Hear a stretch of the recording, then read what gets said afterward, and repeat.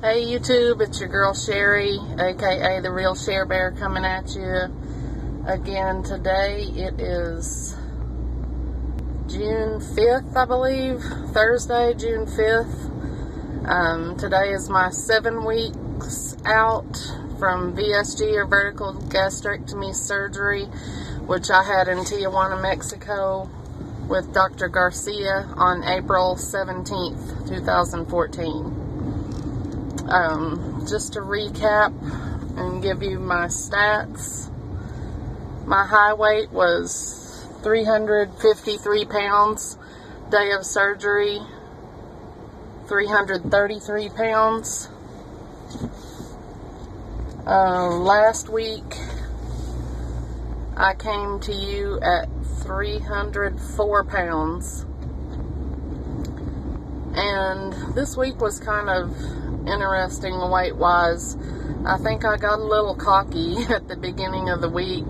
The pounds were coming off daily, and I was thinking, okay, I'm going to get into the twos this week. It's going to be great. And I've kind of been all over the place. I had a checkup with my doctor, my primary care doctor, on Monday, and I saw the lowest weight of the week on the scale in her office. It was 300.0 pounds. And of course I was trying to suck it in, asking if I could take off my clothes or my shoes in the office, you know, anything to see something that started with a 2, and you know, but no, it wasn't. It was 300. And then Lisa made Salisbury steak that night, or maybe Tuesday night. Yeah, whatever, for dinner. And it was delicious, but the gravy was salty on it. So I went ahead and had that, and then I had a little bit of it for lunch the next day, and my weight started creeping back up, and then it was 301 and 302, 303 yesterday morning, and I was like, geez, what is going on? And then this morning, you know, I was flushing fluids, trying to get rid of that, because I had a feeling it was water weight gain from the salty, delicious gravy. And so I flushed fluids for 2 days, and this morning got on the scale, and my weight was 299.8. I'm still not going to call that Wonderland or starting with a 2, because you all know I'm not into decimals. I just call it, I round to the nearest pound. So I'm still going to go ahead and call it 300 for this week. So that gives me a 4-pound loss for week 7. And so there you have it. And my doctor said, wow, you've lost 53 pounds. And I was like, yeah, I have. So I am proud of that. I'm happy, you know, just happy to be on this journey, happy to have gotten down that far. But it was such a tease this week. I just was hoping to get into those 2s, but hopefully this coming week will be my week. What else? I'm still using my Fitness Pal to track. I did have my first cocktail last weekend, I believe it was. Lisa and I went to the Bonefish Grill and shared a lovely blackened grouper dinner, and just had a great time talking. And I had some type of a blood orange cosmopolitan in a rock. They called it some sort of a rock glass. It was a glass made of ice. So it was very festive, very nice. It went down smoothly. I tracked it on my Fitness Pal and still stayed within my totals. So I'm not going to make alcohol a part of my regular routine, but it's nice to know if you go out and you want to have a cocktail or something, that, you know, it's still something that you can do. So that was nice. I'm going to continue with my introspective videos here, and try to keep challenging you guys who watch my videos. First of all, if you take the time out to follow my journey and watch me and hear what I have to say, thank you from the bottom of my heart. It means a lot to me. Those of you who take the time to do that, whether you comment or not, if you're taking your time and watching, I hope you get something out of what I have to say, and just thank you for taking the time. And I try to follow your journeys and comment and support you guys as well. And let me know if you start making videos and I haven't followed you yet. Let me know in the comments, and I'll surely try to come along your journey as well, because I think that's important. I want to give a shout out to Fat Bottom Girl this week, who had her surgery and is doing great. I still think the world of you, Jen. And also a new guy on the scene, Walter, VSG Warrior. You're hilarious. If you guys haven't seen Walter's videos yet, the Warrior, he's hilarious. He does a lot of voices and impressions, and he makes a lot of light of the situation that we all find ourselves in, but he also has a good perspective and a great attitude, so check him out. But anyway, I wanted to talk this week a little bit about forgiveness. And I talked about living in the present and doing what you can to affect the change you want to see in your life in the present. But I want to kind of talk about the past, because we should learn from the past, and we should be able to get closure on the things that have happened to us and things that have brought us to where we are today. And so I just wanted to kind of give a brief history of myself and the things that I think have contributed to making me turn to food and things. So this is gonna be some mature content, just a warning there, if little ones are with you, and you don't want them to hear about things in my past. It may be a little bit of TMI, but I'll try to keep it general, because I want you to get the point of where I'm coming from, not you know, not to be offensive or anything, obviously.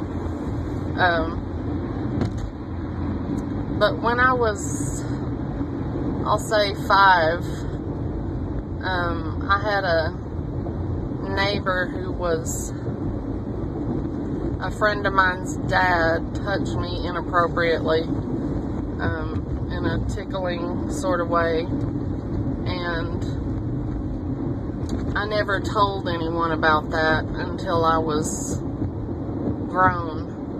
And I think when we internalize things, where something that, you know, may seem insignificant, and we shame it, we blame ourselves for those things, and we are driven into secrecy. We don't share even with our mother or our parents. I think it brings a lot of baggage on us, and we have to find some way to deal with that. And that was one moment that I can remember looking back, where I started with shame and secrecy. And then as I got older, I, of course, developed early and too soon when I was unable emotionally, was not emotionally equipped to have the body of a full-grown woman, and started gaining attention of the opposite sex and even grown men. And there was, again, a distant cousin who was a trusted person in my life, and he and his wife kind of took me in, and they were young, fun, I called them like aunt and uncle, who did a lot of the things that my parents weren't interested in spending time doing. And so I spent a lot of time going to carnivals and amusement parks and circuses and whatnot, and spent the night with them. They were young and fun and interested in doing things I wanted to do. And he ended up molesting me. And because I was older, it probably started when I was 11 or 12. I think I took a lot of the guilt and the blame on myself because I never said no. I kind of went along with it. I didn't know what else to do, and I never told his wife. Still to this day, I haven't told her that, and they're divorced now, you know, and life has moved on. But events like this shaped a lot of who I am. They're woven into the fabric of me as a being. But I carried a lot of guilt and shame around that. But I'm trying to work back through those types of things and make sure that I've truly forgiven the people who did those things to me. And that's just a couple of examples. But I ended up, you know, I never got the attention or that connection that I looked for and longed for from my father. So I think as I matured and found boys and men interested in me, I fell into the arms of those men looking for the connection and the validation, or whatever, if you will, that I didn't get from him. And of course didn't find it because they were only using me for what they could get from me.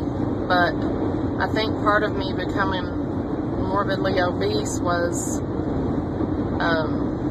trying to hide myself, and it worked effectively. I ended up becoming invisible, but you know, so I wouldn't get the unwanted attention from men, and wouldn't be put in the place where I didn't trust myself to stand up for myself and say no, say I'm worth more than that. And that's something that I think I've held against my parents in a way as well. As I didn't feel like anyone really took the time to sit down with me when I was younger. I mean, before I even started my period. You know, you have to start with kids young in small ways that they can understand, to tell them kind of to be prepared and to value themselves and to not fall for any line or any boy that shows you a little bit of attention. And so part of what I'm working through is forgiving my parents for what they couldn't give me. I think it was an awkward topic for my dad, and my mother suffered from mental illness, and she was a paranoid schizophrenic. They've both passed now,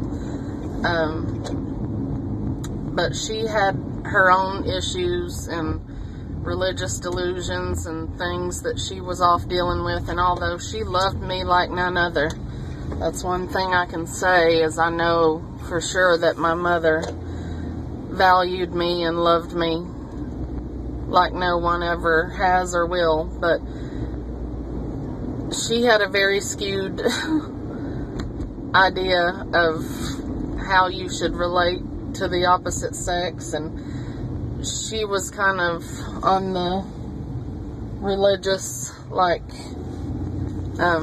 let's not have sex before marriage, or it's a sin, and if you need to get married at age 12 so that you can fulfill these desires you may be having, and so be it.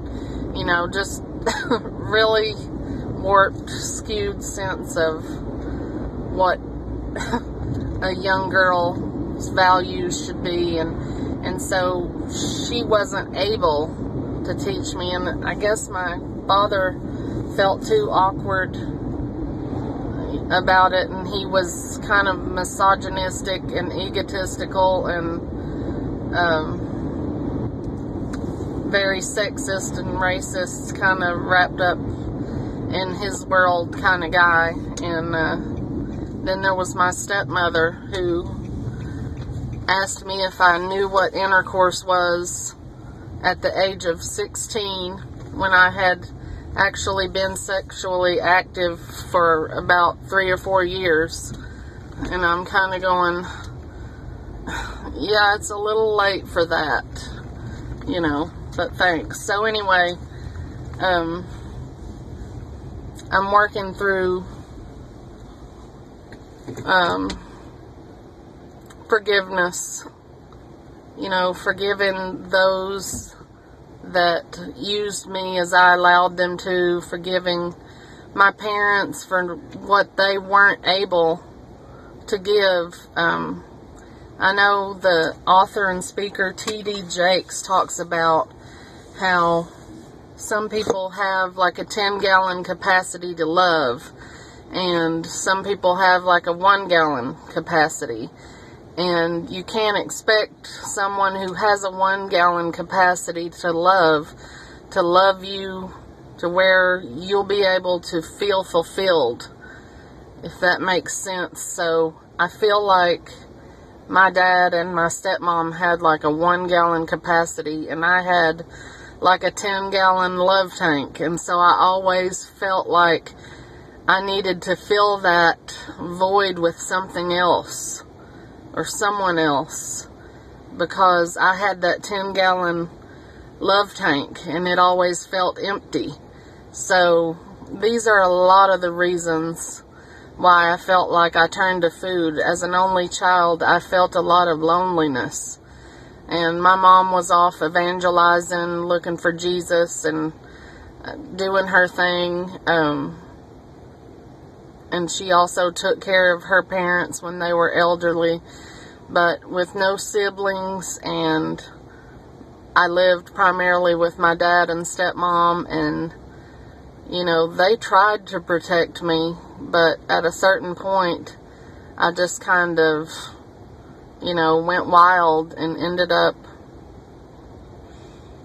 you know, feeling a lot of shame and guilt for the promiscuity I found myself in, looking to fill that tank with things that were obviously not effectively gonna do the trick. So I would just challenge you guys, as you're going along this journey, if you're new on the journey, good for you, first of all, for taking the first steps to improve your life, and get your life back, really.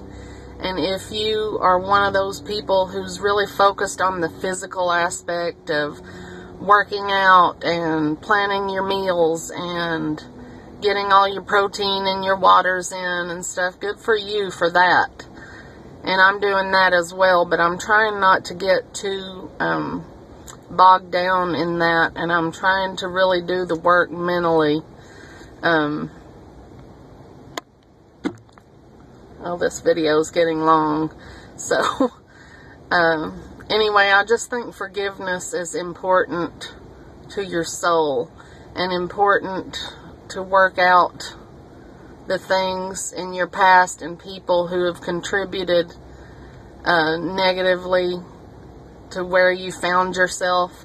And in order to get to that new place in life, I think it's so important to be able to forgive.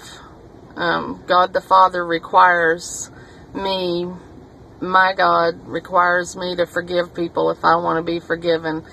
And I also think it's so important to do that forgiveness. It's like medicine to your soul, to get closure and to give forgiveness where you've been wronged. So I'm going to cut this off, guys. I'm going to the beach next week, so I will not be making a video. So I'll see you guys in 2 weeks. And do your work. Thanks. Bye.